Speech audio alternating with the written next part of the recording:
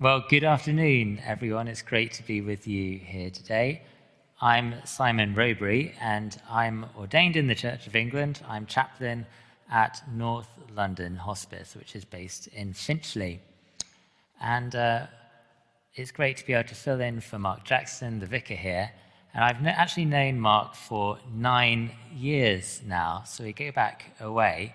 We first met when I was on placement at Inspire Church. It was still in the Thistle Hotel back then, a few years ago now. And it was great to be able to spend a month with him and with Pete Nicholas and the team, learning about what it's like doing ministry in a church plant in central London. But I had a very strange first day on placement, because it was the staff away day, and the staff away day was at Thorpe Park.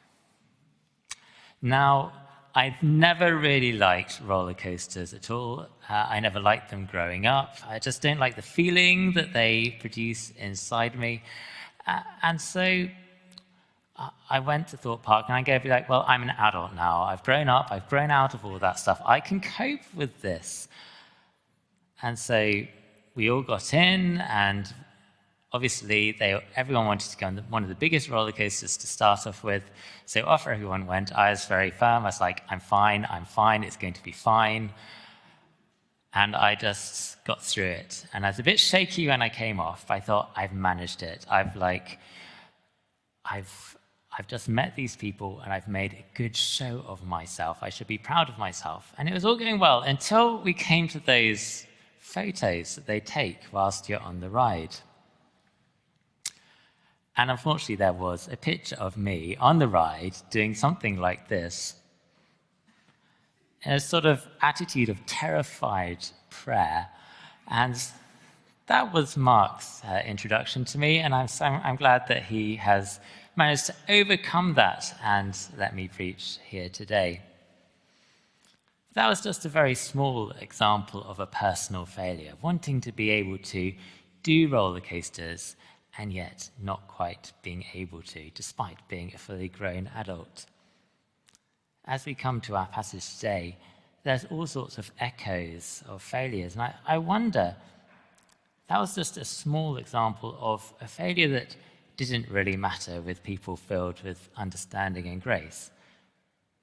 But what failures have we had recently? What have we had to face? Maybe it was an exam that we failed. Maybe it was a job application that didn't work out. Maybe it was an argument with a friend where we know that we went too far. When things don't go our way, I wonder what it feels like. I wonder what it does with our faith. But what if it was something bigger than one small, discrete thing that happened? What if it was much larger? What if it was a career that has crashed and burned? What if it was a relationship that has been damaged beyond repair? What if we're facing financial insecurity, financial ruin even? How do we face that? What difference can God make to that? Well, Nehemiah, in today's chapter, the very last chapter of the book, Nehemiah is facing the comprehensive failure of his life's work. This mission given to him by God to go back to Jerusalem and restore worship of God in the temple, the following of the law, the people of God. Nehemiah is looking at, I don't know how to put it quite, but spiritual decline. He's looking at a failed reformation. Let's go through and see exactly what a picture is painted. And as we do it, it's refreshing, isn't it? That we get to see this in the Bible. That God hasn't just given us a triumphalistic narrative of, if you believe in me, everything will work out for you. No, we get to see everything, the things that don't work out, the warts, everything that is uncomfortable. Nehemiah doesn't come out smelling of roses in this. So let's dive in. We see at the beginning of chapter 13, the end of chapter 12, the rededication of the wall. The dedication of the wall, there's this great celebration, there's this great worship service where the completed wall is marked and dedicated. Now Jerusalem can rest securely with no fear of the enemies that gather around who would dilute the worship of God's people. This would be the good place to end. Or perhaps Nehemiah thinks that as well, because after that we hear about his trip away. While all this was going on, verse 6, I was not in Jerusalem, for in the 32nd year of Artaxerxes, king of Babylon, I had returned to the king. For a period of time, Nehemiah leaves Jerusalem, returns to Babylon. And then after that, he comes back. And does he find a thriving city? Does he find the worship of God going from strength to strength? Does he find a holy and pure people? No, he does not. We see here in 3 different sections a comprehensive failure in every aspect of Israel's life. Let's look at it one by one, going from verse 7 to 14 first. This is failure in the temple. The high priest had given part of the temple courts to one of his relatives to live in, and that meant that the Levites couldn't use those areas as storerooms. So they weren't receiving the offerings in, they weren't receiving the tithes through which they were paid, and so they had nothing to live on, and they left the temple and went back to the fields. Here is one person who should have been an example to everyone, failing in his responsibilities. This is the corruption of power, the high priest using his position for his own advantage rather than the service of the people. There's failure in the temple. Then, verses 15 to 22, there's failure of the Sabbath. The people are working on the Sabbath. I saw people in Judah treading wine presses on the Sabbath and bringing in grain and loading, verse 15. It's not only the people in Jerusalem that are going over the boundaries of the Sabbath.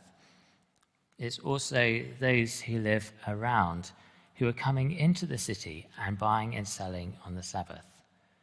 Nehemiah confronts this and tells them they have to leave. But even after he's done that, they're camped outside the city looking for an opportunity to buy and sell.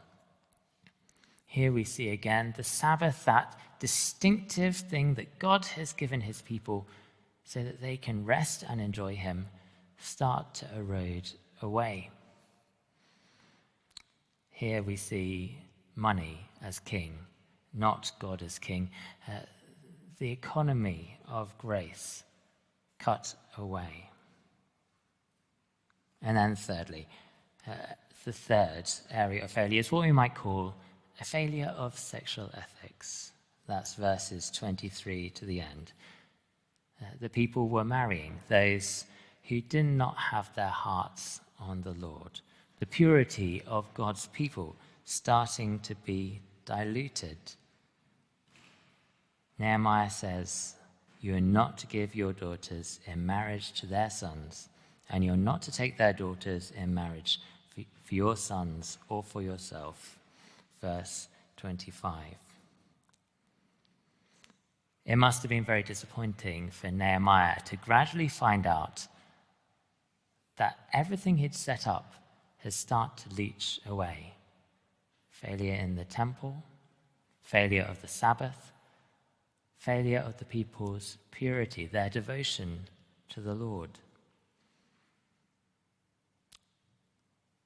I think it's very hard, especially for someone in ministry, when they've devoted themselves so thoroughly to this project to see, instead of God on the throne, these idols of power, of money, and of sex on the throne instead of the Lord. And at this point, we could go and focus into the people who were not doing the right thing. But I think this chapter encourages us to focus on Nehemiah and how he responded. And he doesn't exactly come out looking great. I think that when all of us, including Nehemiah, look at how we respond to failure, to disappointment, there's two main ways that we can respond. We can either look out in anger, or we can look in introspection. At first, out in anger. When things don't go our way, we can say, it's your fault. And a lot of the time, that's true. But here, Nehemiah becomes very angry with what's happening. Part of that anger helps fuel his action, but it also goes too far as well. It's almost unnecessary how far he goes in opposing what's been happening, like he's becoming consumed by that very anger that helps him. As he's in the temple, he says that he will throw out the furniture of Tobiah. Verse 8, I was greatly displeased and threw all Tobiah's household goods out of the room. He didn't quite need to throw them. Then when it comes to the Sabbath, as again he's confronting those outside the walls, if you do this again, I will arrest you. Verse 21. But you might say, well, that's fair enough. A different translation puts this, I will lay hands on you. But then it's the last one, which really is the one that he gets a bit too extreme. So verse 25, I rebuked them, I called curses down on them, I beat some of the men and pulled out their hair. It's not quite the picture of the God of covenant love and mercy. You see, when Nehemiah's looking at the failure of his project and spiritual decline, he is partly angry at what's going on, and he points the finger outwards. But I wonder if he goes quite so far to help defend himself against the opposite tendency, which is to look inwards and start to wonder, is it my fault? When we're in this position, we can ask those what-if questions, to ruminate endlessly, to worry, maybe I didn't set things up right. What if I'd done this? What if I'd done that? What if I put different people in charge? And so we go over things again and again, and we try and encourage ourselves and pick out the things that we did do right, to hold up those things, to bolster a sense of ourselves, so that we don't think of ourselves as at the core of our being as failures. And I especially want to direct attention here to the threefold prayers of remembrance that Nehemiah makes. In verse 14, then in verse 22, and then the final verse of the chapter as well. This repetition drawing our attention to something important in the final chapter of this book. Verse 14, remember me for this, my God, and do not blot out what I have so faithfully done for the house of my God and its services. Verse 22, remember me also for this, my God, and show mercy to me according to your great love. And then finally, remember me with favor, my God. There's a tone of self-justification here as Nehemiah tries to relate to God in the face of failure. It's like he's holding up his good deeds to God as a defense against the feelings of unworthiness. And Nehemiah here has some very interesting intuitions. One intuition that he has is that to stand before God, to be remembered by God, requires personal goodness. It is the righteous person who is remembered by God. He also has another intuition here, that God is a God of mercy and great love, and that to be remembered by God requires an act of God's mercy and great love. Now, here's quite a big idea, the idea of the memory of God, that God can remember things or forget things. And we shouldn't get ourselves too tied up with this. We have a memory. God has a memory too. Our memory is a useful way of talking about God's memory, but it doesn't map onto it exactly 100%. It's an analogy God has given us to help us think about how we relate to him. But if we try and get it too closely matched, we'll trip up. But nevertheless, the memory of God, what does it mean to be remembered by God? I think it might be easier to think of, what does it look like to be forgotten by God? Especially, what does it mean for God to forget a person? I think it means that there is no recognition. Imagine meeting God and God has forgotten you. He won't recognize you. He won't greet you. He won't accept you. To be remembered by God means to be recognized by him. And that means a whole host of things, that he welcomes you, that he accepts you, that he listens to your prayers, that he has a good future in store for you, that he will guarantee your life beyond death. To be recognized by God. And as Nehemiah goes through all these remember prayers, as he asks to be remembered by God, he holds up his good deeds and hopes that he is counted righteous enough. But he can't be sure. He's not certain at all. And it's a plaintive cry at the end. Remember me with favor, O God. This hoping into the void without assurance. There's no answer. It's just left hanging there. And yet, Nehemiah believes in the God of mercy, the God who remembers according to his great love. And of course, that we know now, it is Jesus who works those acts of great mercy and great love. For there's other remember prayers in the Bible, not just here in Nehemiah. There's a remember prayer which is spoken as Jesus is dying. A condemned criminal facing death, hanging on the cross, cries out to Jesus, "Remember me when you come into your kingdom." And Jesus replies, "I tell you today, you will be with me in paradise." What Nehemiah hopes for, what Nehemiah longs for, is granted by Jesus on the cross. Where Nehemiah has to hold up his own good deeds to God, we can hold up the shining, righteous life of Jesus on our behalf. For he does what we cannot do. He is our representative. All that is his is ours. And so God does forget. But what he forgets is our sin, our old lives, our lives apart from Christ, our lives leading to death.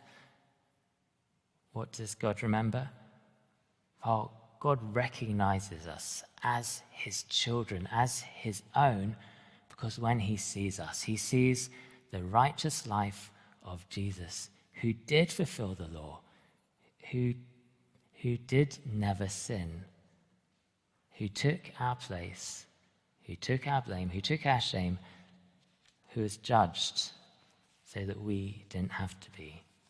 He took the condemnation, and we gain his life. What infinite mercy that God has given to us, even though we don't deserve it, a new life, a righteous life, a life which is not our own.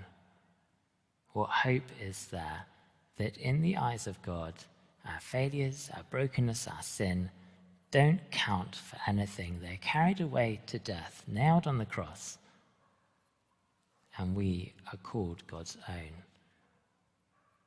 We can never be failures because that's not how God sees us, and God's words are what counts.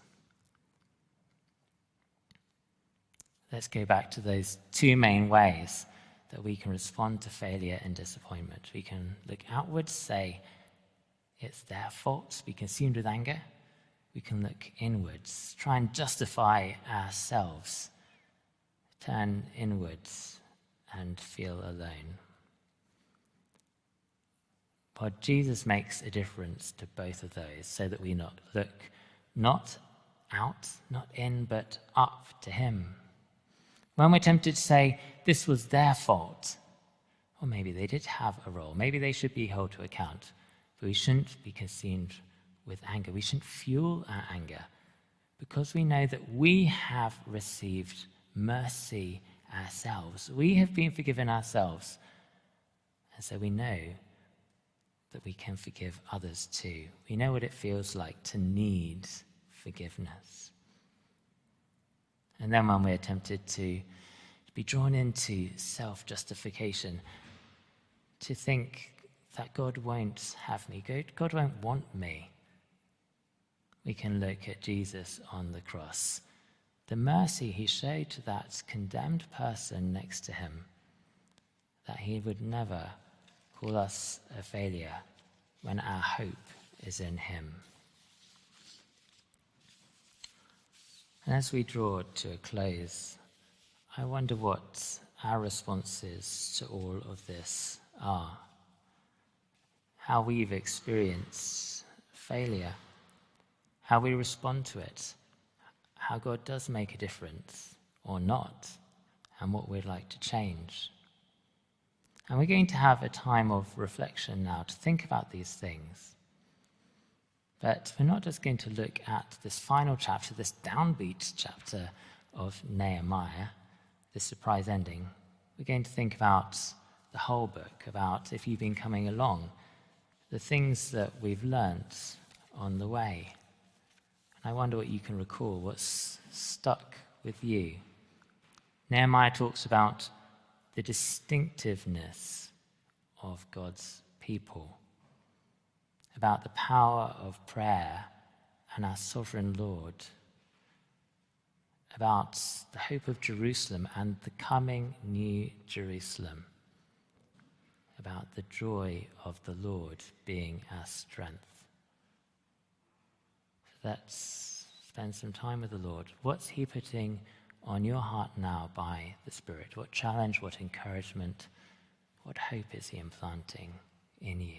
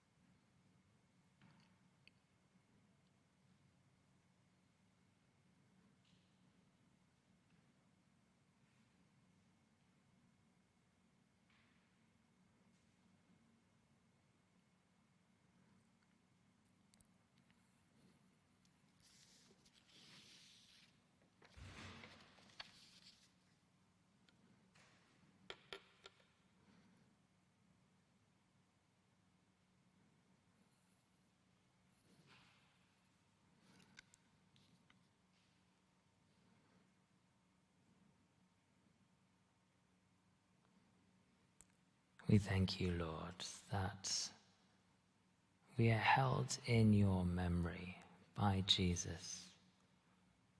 Thank you that you've given us that immense safety to live in, to breathe in, to hope in.